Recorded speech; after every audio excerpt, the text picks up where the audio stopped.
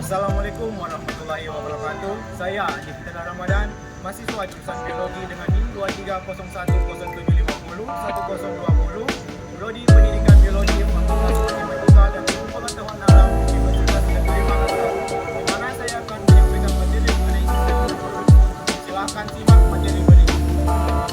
Sistem reproduksi hewan. Nah, ada sebab pada materi yang akan saya bawakan. Yang pertama itu definisi dari reproduksi hewan, 2 jenis-jenis reproduksi hewan, 3 jenis reproduksi pada jantan, 4 jenis reproduksi pada betina, kelima gametogenesis, dan 6 fertilisasi. Nah, sebelum kita melangkah ke selanjutnya, topiknya kita mengetahui apa itu atau definisi dari reproduksi hewan.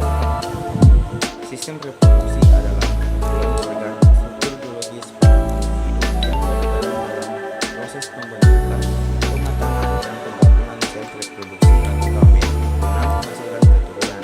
Sistem ini mencakup organ internal dan eksternal serta regulasi hormon yang mendukung proses reproduksi, mulai dari pematangan gamet, fertilisasi hingga perkembangan embrio. Nah, ada tujuan dari reproduksi dalam kelangsungan spesies, yakni reproduksi memiliki tujuan utama mempertahankan keberadaan spesies dan generasi ke generasi melalui proses reproduksi. Pertama, makhluk hidup menghasilkan keturunan sehingga populasi tetap lestari. Informasi genetik diturunkan ke generasi berikutnya, meningkatkan keragaman genetik yang penting untuk adaptasi terhadap perubahan lingkungan, menjaga keseimbangan ekosistem karena setiap spesies memiliki peran ekologis yang berkelanjutan. Selanjutnya, jenis-jenis reproduksi hewan. Reproduksi hewan dapat dibedakan menjadi 2 jenis utama, yaitu reproduksi seksual dan reproduksi aseksual. Reproduksi seksual melibatkan sel kelamin jantan dan betina, sementara reproduksi aseksual tidak melibatkan peleburan sel kelamin. Nah, berikut penjelasan lebih rinci tentang masing-masing jenis reproduksi. Nah, yang pertama itu reproduksi seksual. Reproduksi seksual adalah proses reproduksi yang melibatkan sel kelamin jantan atau sperma dan sel kelamin betina atau ovum untuk menghasilkan keturunan baru. Proses ini melibatkan pembuahan atau fertilisasi di mana sperma dan ovum bertemu dan membentuk zigot yang kemudian berkembang menjadi embrio. Reproduksi seksual terjadi pada hampir semua makhluk hewan dari vertebrata hingga vertebrata. Reproduksi seksual dapat terjadi melalui beberapa cara, yaitu ovipar atau hewan bertelur di mana embrio berkembang di dalam telur sebelum menetas. Contohnya ayam, ikan, dan reptil. Vivipar, hewan melahirkan di mana embrio berkembang di dalam rahim untuk betina dan kemudian dilahirkan. Contoh mamalia.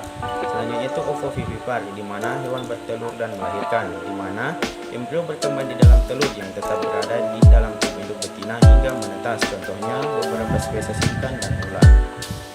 Nah, reproduksi selanjutnya yaitu reproduksi aseksual. Reproduksi aseksual adalah proses reproduksi tanpa melibatkan peleburan sel kelamin jantan. Nah, proses ini melibatkan pertemuan dan perkembangan ular dari bagian hidupnya tanpa adanya pembuahan. Reproduksi aseksual umumnya terjadi pada hewan tingkat rendah atau vertebrata serta beberapa vertebrata seperti kadal, khususnya spesies montai.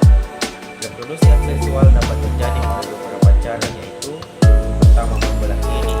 Salah satu sel membelah diri menjadi 2 atau lebih individu baru, contohnya amoeba atau bakteri. Yang kedua, pertunasan. Tunas tumbuh dari tubuh induk dan kemudian memisahkan diri menjadi individu baru, contohnya hidra dan spons. Yang selanjutnya, fragmentasi, di mana suatu organisme memecah menjadi beberapa bagian yang kemudian masing-masing bagian dapat tumbuh menjadi individu baru. Sedangkan abuma hanya membelah diri menjadi 2, contohnya itu bintang laut dan cacing pipih. Yang selanjutnya itu parthenogenesis, di mana keturunan berkembang dari ovum yang dibuat, contoh larva, semut, dan tawon. Nah, selanjutnya sistem reproduksi pada jantan, di mana yang pertama itu ada testis, di mana organ utama yang menghasilkan sel sperma atau spermatogenesis dan hormon testosteron.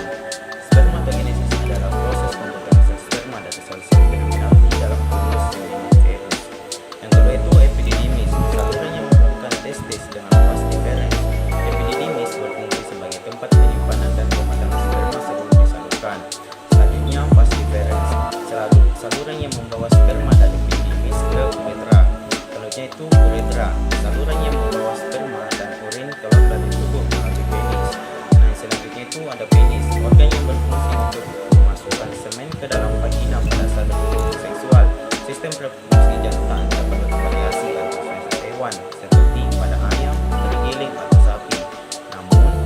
dasar sistem reproduksi jantan tetap sama, yaitu produksi sperma, hormon, transportasi semen, dan reproduksi seksual. Cairan semen ini adalah cairan yang keluar saat ejakulasi, di mana cairan ini mengandung sel sperma atau spermatozoa dan berbagai komponen lainnya seperti glukosa, asam amino, dan enzim yang membantu sperma bertahan hidup dan membuahi sel telur. Semen berfungsi sebagai media transfermentasi untuk sel sperma dan memberikan nutrisi serta perlindungan bagi sperma saat masuk ke vagina. Selanjutnya, jenis reproduksi betina, di mana pertama ada ovarium, di mana organ utama dalam sistem reproduksi betina yang menghasilkan sel telur dan hormon reproduksi seperti estrogen dan progesteron. Yang kedua itu saluran telur atau tuba fallopi atau ovidum, di mana saluran yang menghubungkan ovarium dengan uterus tempat sel telur bergerak setelah dilepaskan oleh ovarium. Pembuahan biasanya terjadi di dalam saluran telur. Yang ketiga itu uterus, di mana uterus adalah organ berongga berbentuk bulir yang menjadi tempat janin berkembang. Selanjutnya itu ada serviks atau leher rahim, di mana serviks atau leher rahim ini bagian bawah uterus yang menghubungkan dengan vagina, berfungsi melindungi uterus dan membantu pembuahan serta kelahiran. Selanjutnya itu vagina, di mana saluran parotid yang menghubungkan uterus dengan organ kelamin luar berfungsi sebagai jalur untuk pembuahan dan kelahiran. Nah, adapun sistem reproduksi pada betina pada berbagai hewan, di mana pertama itu hewan mamalia. Sistem reproduksi betina pada mamalia memiliki struktur yang mirip dengan sedikit variasi antar spesies. Mamalia juga memiliki organ kelamin luar seperti vulva. Yang kedua itu monotremata atau mamalia bertelur. Sistem reproduksi betina monotremata memiliki dua saluran telur yang bermuara ke sinus, urogenital, dan kemudian ke kloaka. Yang ketiga itu marsupial. Ini memiliki dua saluran telur, dua uterus, dan dua vagina. Selanjutnya itu ikan memiliki ovarium dan saluran telur atau filum sebagai gonad betina. Selanjutnya gametogenesis. Gametogenesis adalah proses biologis yang kompleks di mana sel-sel germinal atau sel induk mengalami pembelahan dan diferensiasi menjadi gamet matang, yaitu sperma pada individu jantan yang biasa disebut spermatogenesis dan ovum atau sel telur pada individu betina yang biasa disebut dengan oogenesis.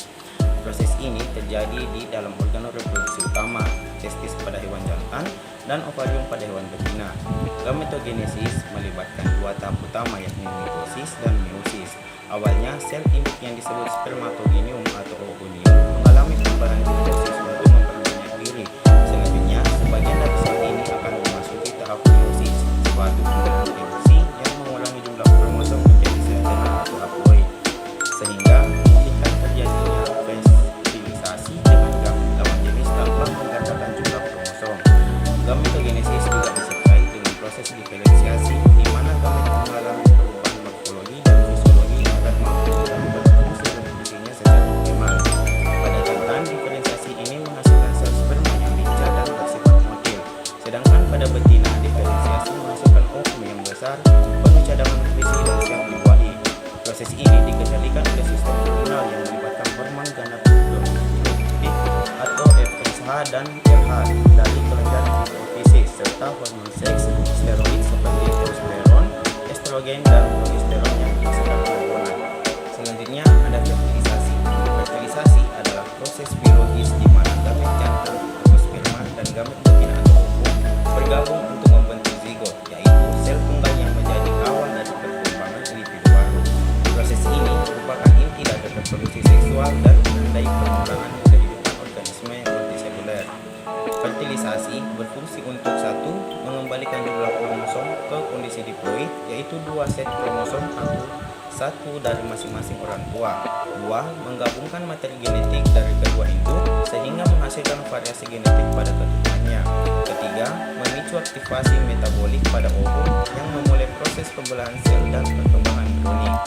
Ketiga, fertilisasi dapat terjadi melalui dua mekanisme utama. Pertama, fertilisasi internal di mana peleburan gamet terjadi di dalam tubuh betina. Kedua, fertilisasi eksternal di mana gamet dilepaskan ke lingkungan eksternal dan bertemu di luar tubuh. Proses fertilisasi mencakup beberapa tahap penting, yakni kapasitas si sperma atau pematangan akhir agar dapat membuahi ovum, penetrasi produksi lapisan follicular ovum atau zona pollusida pada mamalia, fungsi membran plasma, sperma, dan ovum, penggabungan inti sel yang menghasilkan zigot dengan kombinasi genetik unik. Fertilisasi dikendalikan oleh beberapa faktor termasuk kematangan gamet, waktu ovulasi, dan kondisi lingkungan, terutama pada hewan dengan fertilisasi eksternal. Setelah fertilisasi, zigot akan mengalami pembelahan mitosis dan melanjutkan ke tahap perkembangan embrio. Demikianlah pembahasan tentang materi sistem reproduksi. Saya Andi Fitala Ramadan, biasa dipanggil Peter. Semoga materi yang tadi bisa bermanfaat bagi teman-teman semua. Saya pamit undur diri.